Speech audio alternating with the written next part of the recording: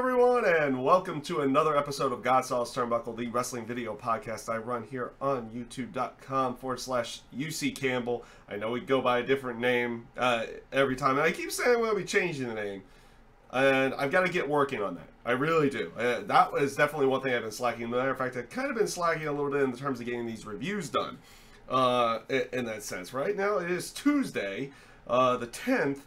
I wanted to get this done yesterday, but a few things ended up going down, ended up getting a little bit worn out, ended up not getting to it as soon as I possibly wanted to. But let's go straight into it. And this episode of GodSaw's Turnbuckle is going to focus around WWE Hell in a Cell 2017, which, in all fairness, was actually a very good show. I did thoroughly enjoy the show.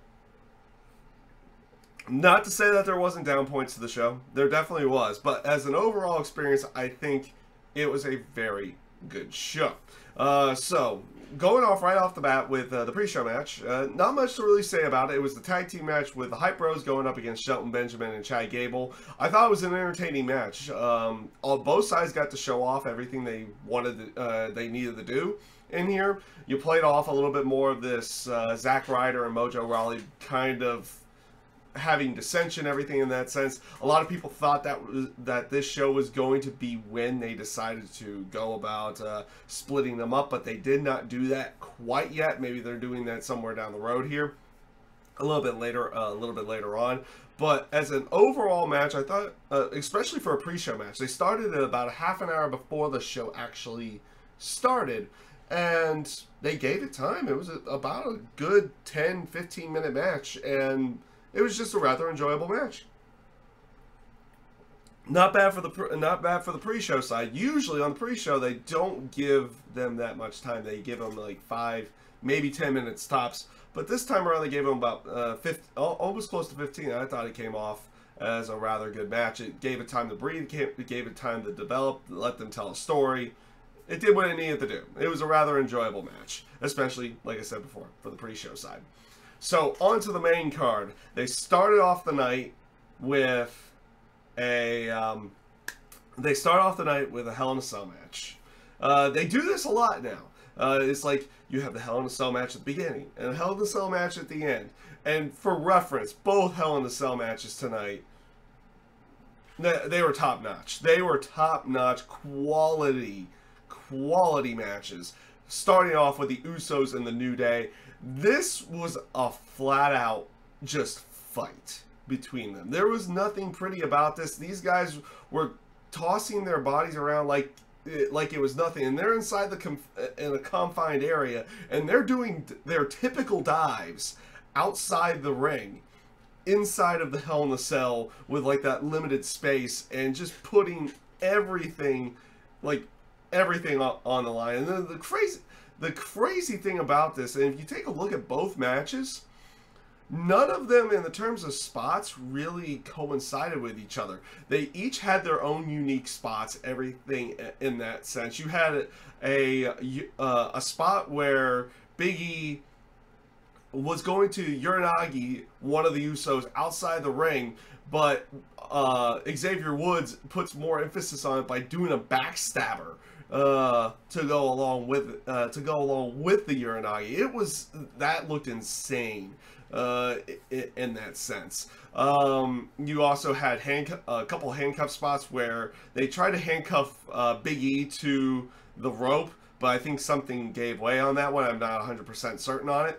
But they also had Xavier Woods handcuffed and tied up on the ring post, and they were just waylaying him with kendo stick shot after kendo stick shot. They made this match, like both sides, made this match look like it was a brutal just affair. You had some little comedy spots, what looked like they could have been comedy spots, like I think Xavier Wood or the New Day's kendo stick like had a rainbow coloring around, but it's still a kendo stick.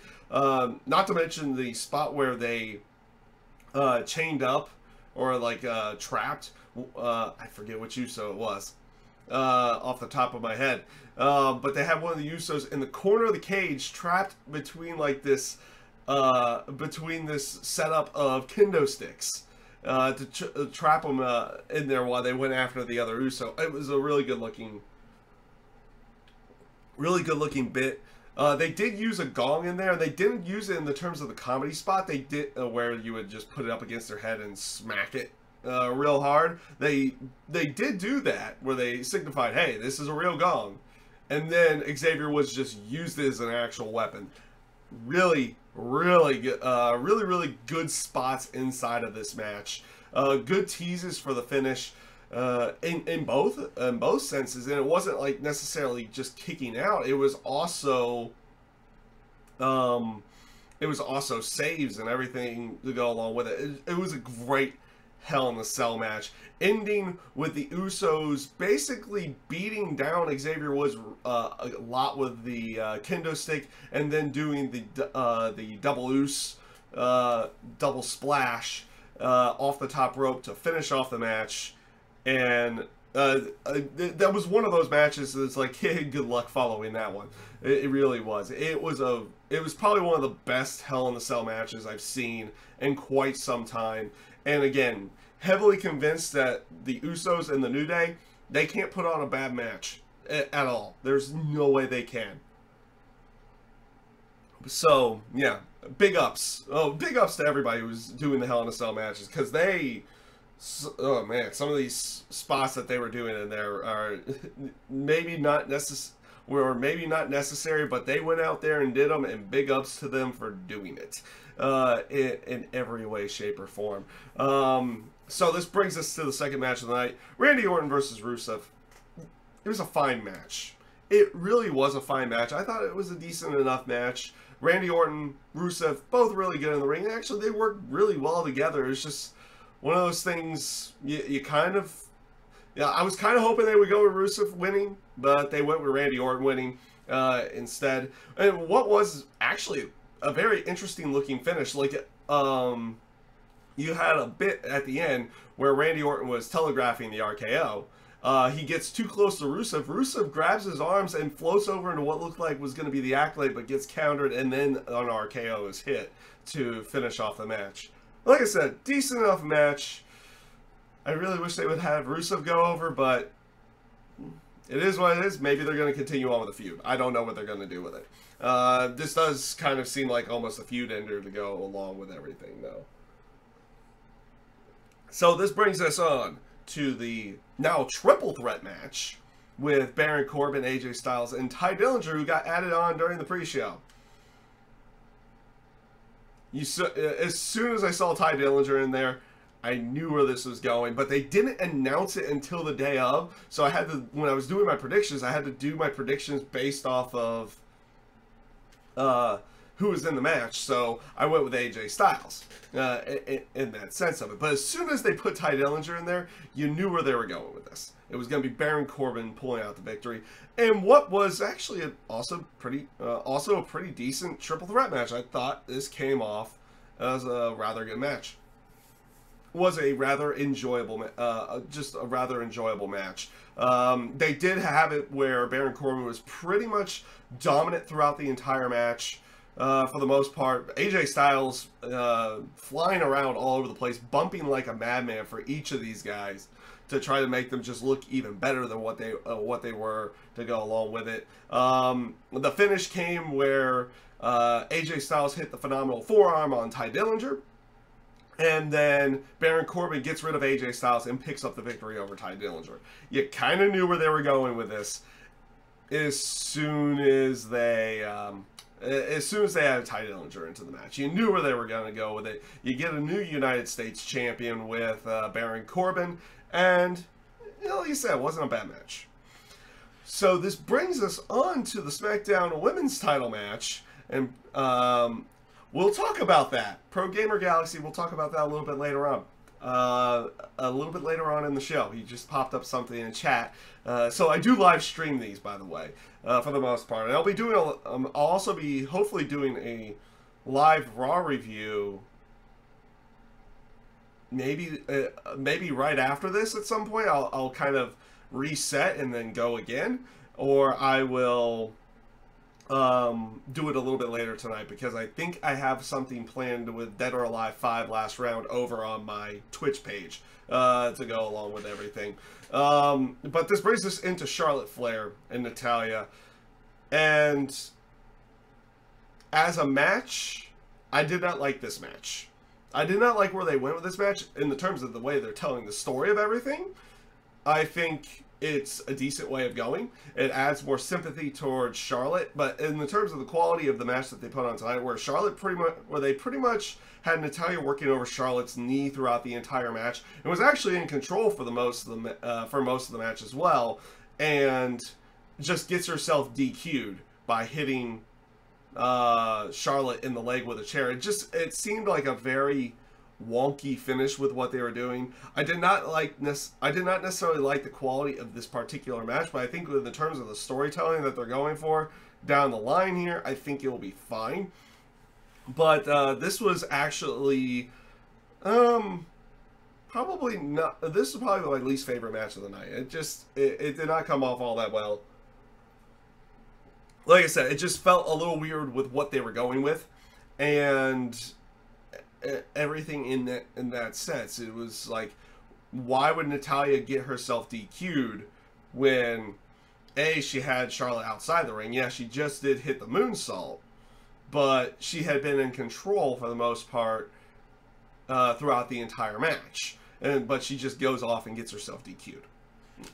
So yeah, not my favorite match of the night, but this definitely says that they're going to continue on with this story down the line here. And I think a lot of people were predicting for Charlotte to just win and then Carmella come in and cash in Money in the Bank or something like that, which ended up not happening in any way. Inside of this actual show. But yeah, match not so good. They've definitely put on better matches. We'll put it at that. They've definitely put on better matches down the line. But we'll probably get to see a better one further on down, because it looks like they're continuing on with this story in general. So this actually brings us, before we get into the last three matches, the Fashion Files segment. They were advertising it as being a Pulp Fiction type variation, but it was kind of more of a setup towards their Pulp Fiction episode, or what they're going to call Pulp Fashion for Tuesday's episode. At least I think that's what they're going with. They said it was going to be on Tuesday. Hopefully that ends up actually happening in that sense of it. You basically had them... You had Breezango back in their office. Everything's back in order. They said they closed the case of the 2B bit, and that person was in jail. Everything in that sense. They get a mysterious package. By a mysterious package, I mean the Ascension deliver a package to their office as in disguises. Horribly disguised, but of course they don't recognize the disguises immediately. And it shows up with being the 2B thing again. And it's like, wait a minute, did we put the wrong person in jail? It's like, no, we got to reopen the case. And then they pull it out there, and it's like, the Ascension want to be their friends. Then they start mocking them, and then the Ascension unveil their disguises and everything, and it's like, oh, they're playing the whole sympathetic bit. I enjoyed the segment. I thought it was pretty good. The segment ended with them getting a briefcase that they looked in there, and it was like Pulp Fiction style. So this was the beginnings of their Pulp Fiction thing that they were going for, or what they're going to call Pulp Fashion down the line. So it definitely was an interesting segment. I did laugh throughout the segment. I thought it was pretty good in that sense of everything. So yeah, it was a pretty good segment here. So this brings us into the WWE title match. Jinder Mahal, Shinsuke Nakamura. This was definitely better than the SummerSlam one. I give him that one. I definitely give him that one. I feel like a lot of people are either growing very wary of this Jinder Mahal title run and want it to end, And there's people that do like it. I do, in a sense, like it. I did feel like it needed to come to an end at this point. Do I feel like they're burying Shinsuke Nakamura? No. I don't feel like that they're doing that. I think they're kind of building up Jinder Mahal for his eventual loss with the title, whether it be against, say, an AJ Styles or Shinsuke down the line here. So we'll see how that ends up playing off. The match itself, like I said, it was a better match than what they did at SummerSlam. You had the Singh brothers get themselves ejected towards the end. It was kind of standard fare. The Singh brothers get themselves ejected towards the end, and then they do stay out there after Shinsuke hits a Kinshasa, but Jinder Mahal's too close to the rope, so when referee gets back there and counts, he gets to the rope. And they did play up a little bit of the knee side of everything in the terms of a knee injury, which caused Shinsuke to end up losing the match, which was he goes for a second one. Jinder Mahal dodges it. He hits his knee into the turnbuckle, then gets hit with the Colossus and finishes the match. Like I said, it was a better match than what they did at SummerSlam. I did not like that match at SummerSlam. I like this one a little bit better in that side of everything. I am one that is... I've been okay with this whole Jinder Mahal title run. I felt like like the way they were telling the story of it, going into the pay-per-view, it felt like that they were going to be taking the title off of Jinder Mahal and putting it on Shinsuke Nakamura, but it ends out not being the case. Now, this doesn't mean, I guess, Shinsuke doesn't get another title shot at some point in time down the line. I don't feel like the storyline's necessarily done, but they may go to another challenger. I don't know, but it looks like Jinder Mahal is going to be keeping the WWE title for the next couple months when they go into India to have that tour for a couple days. And then I don't know, that's going to be their time to say, it's like, okay, we've done this now. Now we get the title off of them. I don't know if that's going to be the case or if they're going to go somewhere else down the line here with it. Maybe he keeps it till WrestleMania. There's been rumors that he keeps it till WrestleMania. And I don't know if that's going to be the case. And I don't know who they would actually have take the title off of him at that point in time. Whether it be an AJ Styles or somebody else. So we'll see. We'll see. This match was a little bit better than what like I said, what they did at SummerSlam was a little bit better. So this brings us to Bobby Roode and Dolph Ziggler. First of all, Dolph Ziggler. He comes out, obviously Bobby Roode does his normal entrance. Dolph Ziggler, his music initially plays, then they cut it out, and he just walks down the ring, to the ring, no Tron, no music, no nothing. Best way of going. I absolutely love that. I love that aspect of it. Is that he should walk out there. He's saying that everybody else is all flash, everything in that sense. So what better way than to say that he's the best in-ring performer than to just walk to the ring, no entrance music, no nothing. Nothing at all. I thought it was a good way of going. I did like what they ended up doing on that side. The match itself was an interesting one. You knew Bobby Roode was going to win this match. But he does use more heel tactics. They basically had it set up him playing the babyface role throughout most of the match. But he uses heel tactic to win, which was when they were going through a set of roll-ups. They were countering each other with other roll-ups. Eventually, Bobby Roode countered a Dolph Ziggler roll-up where he had his hands on the tights, pulling the tights for more leverage, and then he does it himself, like for a tick for tat type of thing. And then immediately after the match, Dolph Ziggler hits Bobby Roode with a zigzag, leaving him lying. Interesting way of going.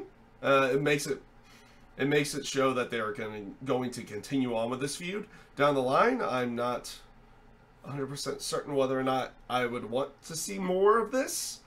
But you also kind of feel like, is this going to be another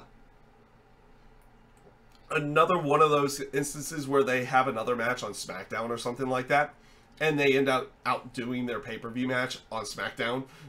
It seems to be a trend as of late where you get that, where it's like, okay, you have the pay-per-view match, and then you have the SmackDown match, and then they do better on SmackDown than they do on the pay-per-view. A little bit weird. But otherwise, decent enough match. Decent enough showing with Bobby Roode and Dolph Ziggler. Just an awkward finish, and they basically leave it open to more with this particular feud. And it looks like that Dolph Ziggler is going to be sticking around for a little while. So, this brings us to the main event. Kevin Owens, Shane McMahon, inside Hell in a Cell. Like I said, at the beginning, big ups to everybody who did the Hell in a Cell matches that night.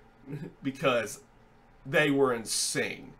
All of them were insane. This one in particular legitimately had me scared throughout the entire, throughout most of the match.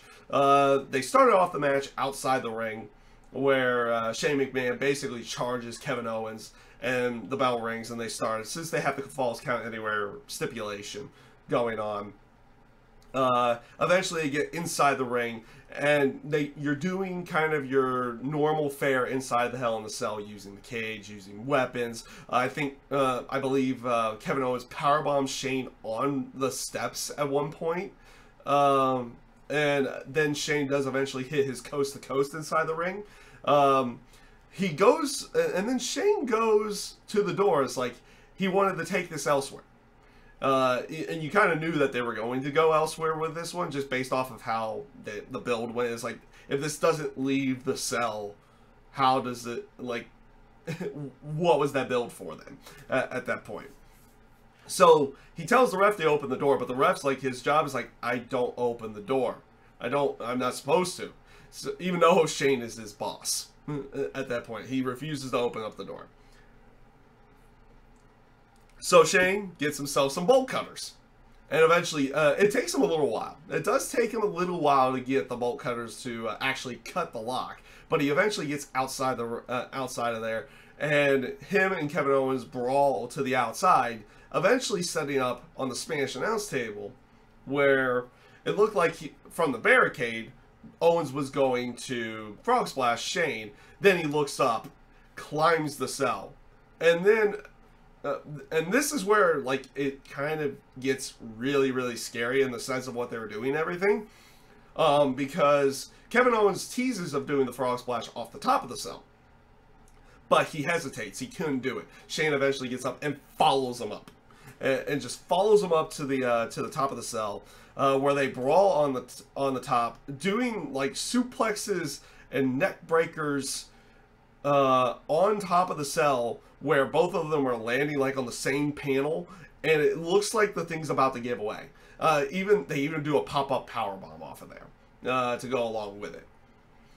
And it just, like, each spot there, like, everything that they were doing up on the top is like, is that cell about to give away? Is like one of the panels about to give away? Everything in that sense, and you're legitimately, you're kind of scared for it, because if they do one wrong move, both of them more than likely were going to be falling not in a good way, because I mean that cell is higher than the one Foley flew from.